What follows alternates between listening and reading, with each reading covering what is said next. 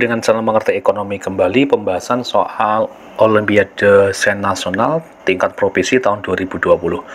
Nomor 1 soal dalam bentuk bahasa Inggris tetapi sudah diterjemahkan ya. Di sini adalah you live in a village, berarti Anda tinggal di desa, and one day, di suatu hari adalah there is a factory, ada suatu pabrik in your village, itu di desa Anda adalah ini ya, that throw, membuang sampah in the river, yang membuang sampah di sungai. The smell of the waste, ini adalah baunya ya, ini adalah sangat buruk sekali, very bad, and it bothers you, ini adalah mengganggu kamu.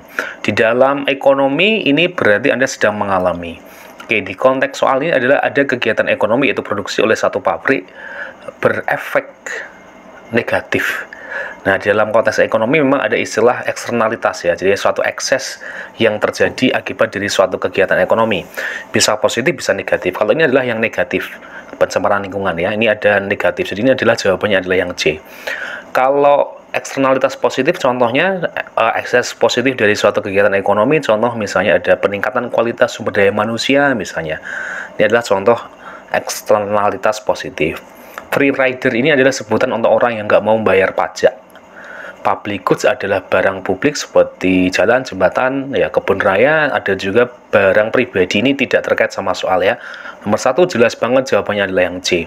Nomor 2, Gubernur Bank Indonesia dipilih dan diputuskan atau ditetapkan oleh, di sini adalah di Undang-Undang Nomor 3 Tahun 2004 tentang perubahan atas Undang-Undang Nomor 23 Tahun 1999 tentang Bank Indonesia, bahwa gubernur, deputi gubernur senior, dan deputi gubernur ini nanti diusulkan oleh presiden ya, yang angkat presiden, tapi harus minta persetujuan penetapan dari siapa? Dewan Perwakilan Rakyat ya. Di sini adalah jawabannya yang menetapkan adalah DPR ya.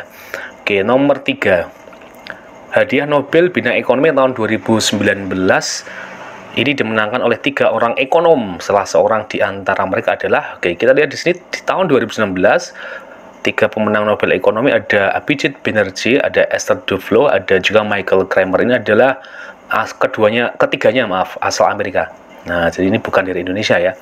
Kemudian mereka ini adalah melakukan pendekatan baru yang dia temukan untuk mengurangi kemiskinan global, termasuk pendekatan baru dalam bidang pendidikan dan pelayanan kesehatan. Salah satunya adalah perempuan. Ini adalah salah satu yang bahkan menarik adalah meliti tentang bagaimana efek dari SD Impres RI. Jadi di zaman Orde Baru ada SD Instruksi Presiden. Nah, ini adalah menjadikan dia pemenang ya Nobel. Nah, di sini adalah yang jelas kalau kelahiran Indonesia kan ketiganya nggak mungkin. Istri orang Indonesia tidak ya, lulusan dari Universitas Indonesia juga tidak. Pencipta berbagai aplikasi e-commerce bukan ya. Jadi yang betul adalah ini, salah satunya adalah perempuan, Esther Duflo.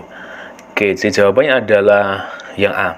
Nomor 4, semakin besar angka marginal propensity to consume atau MPC di sebuah negara, yakni huruf B dalam persamaan C sama dengan A plus B YD, disposable, maka akan semakin ya, apakah A besar pula nilai MPS-nya, besar pula angka pengganda atau multipliernya, makmur penduduk negara yang bersangkutan, merata distribusi pendapatan nasional atau defisit neraca perdagangan. Oke, kita harus mengenal MPC ini ya. MPC itu adalah marginal propensity to consume, yaitu hasrat untuk menambah konsumsi akibat kenaikan pendapatan. Ya, di sini MPC dirumuskan adalah delta C per delta Y, di mana delta C adalah tambahan konsumsi, delta Y adalah tambahan pendapatan. Setiap orang ketika pendapatan naik kan ada kecenderungan untuk menambah konsumsinya kan. Nah, itu seberapa besar hasrat untuk menambah konsumsi karena efek pendapatan yang naik itu adalah marginal propensity to consume. Nah, di sini kita harus tahu juga untuk MPC ini nanti kalau dalam persamaan fungsi konsumsi itu kan dirumuskan adalah C sama dengan A plus B ID ini ya. Nah, di mana B-nya itu adalah MPC. Ya, B-nya ini adalah MPC. Kita harus tahu juga bahwa ada fungsi konsumsi, ada fungsi tabungan ya. Kalau fungsi tabungan atau fungsi S-nya, saving ya, itu adalah min A plus 1 min B dikali YD. Di mana 1 min B ini adalah sebutnya MPS. Ya, marginal propensity to save. Di mana MPC dan MPS itu harus sama dengan 1. Ya, jelas ya, kalau MPC kan B, ya ditambah 1 min B, ya kalau B ditambah 1 min B, jadi B min B kan hilang, tinggal 1. MPC ditambah MPS harus sama dengan berapa? 1. Contoh nih misalnya ketika MPC-nya 0,6, maka MPS-nya adalah 0,4. Harus seperti itu ya. Oke, dari sini beberapa kita bisa lihat kalau MPC-nya itu semakin besar, yang A ya, jawaban A ya, MPC semakin besar, maka MPS-nya juga semakin besar. Nah, ini akan salah ya. Nah, semakin besar pula MPS-nya, salah kan? Karena MPC sama MPS itu saling berkebalikan. Nah, jelas salah ya. Nah, kita lihat di sini besar pula angka pengganda atau multiplier. Nah, nanti kita akan bahas materi multiplier sendiri. Ada materi khusus nanti di sini langsung ya. Yang B kita lewati dulu. Untuk yang C, makmur penduduk negara yang bersangkutan. Kemakmuran ukurannya adalah pendapatan per kapita. Ya, nggak terkait sama MPC.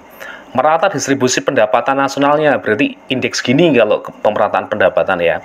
Defisit neraca perdagangan, kalau defisit neraca perdagangan itu adalah impor lebih besar dibanding ekspor, nggak ada terkait. Berarti ini memang jawabannya adalah yang B ya. Nah, gimana nih kok bisa? Kalau MPC semakin besar, maka semakin besar pula angka penggandanya. Oke, angka pengganda atau multiplier itu dirumuskan K ya, sama dengan 1 per MPS. Contoh nih tadi ya, dari MPC 0,6, MPS 0,4 ya. Kalau MPC 0,6, MPS 0,4, maka K-nya atau multipliernya adalah 1 dibagi 0,4, 2,5. Nah, kalau MPC-nya makin besar, ya, itu nanti K-nya juga semakin besar. Nah, contoh nih ya, MPC-nya 0,8, lebih gede kan daripada 0,6. MPS-nya lebih besar, maka MPS-nya 0,2. Maka MPS-nya makin kecil kan. Nah, kalau MPS-nya makin kecil, maka multipliernya justru makin besar. Ya, sehingga ketika K sama dengan 1 per 0,2 ya, sama dengan 5 kan. Jadi ketika MPC-nya makin besar ya, itu maka multipliernya juga semakin besar. Soalnya yang dibagi ini MPS-nya makin kecil. Ya, oke, betul jawabannya adalah yang B. Nomor 5. Oke, ini di Inggris lagi, dalam bahasa Inggris ya. Summation of households ya, consumption expenditure. Jadi ini adalah summary kan, penjumlahan ya. Dari pengeluaran konsumsi rumah tangga atau disingkat C ya. Kemudian investment spending by firms, ini adalah investasi dari satu perusahaan, dan juga adalah pengeluaran dari pemerintah. Itu adalah merupakan ini adalah jawabannya adalah aggregate demand ya, permintaan agregat. Jadi defisit dari permintaan agregat atau aggregate demand dalam perekonomian tertutup adalah jumlah seluruh komponen pengeluaran konsumsi yang dilakukan oleh sektor rumah tangga, pengeluaran investasi, pengeluaran pemerintah terhadap barang dan jasa domestik.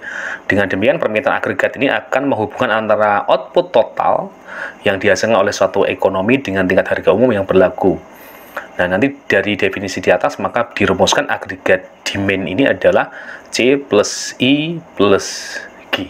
Ya, jadi jawabannya adalah yang ya. Kalau exchange rate adalah kurs, bukan ya. Pendapatan nasional income ini kalau metode pengeluaran kan kurang ekspor itu ya. Nah, agregat supply, benar agregat juga bukan, cadangan devisa juga bukan. Oke, sampai sini dulu, kita lanjut nanti untuk soal nomor 6 dan 10 ya. Jangan lupa untuk subscribe, like, and share. Jangan lupa tekan tanda bintang. Dukungan dari teman-teman semuanya sangat bermanfaat untuk kita semuanya. Terima kasih, semoga bermanfaat. Sukses di OSN provinsinya. Bisa lanjut ke nasional ya. Oke.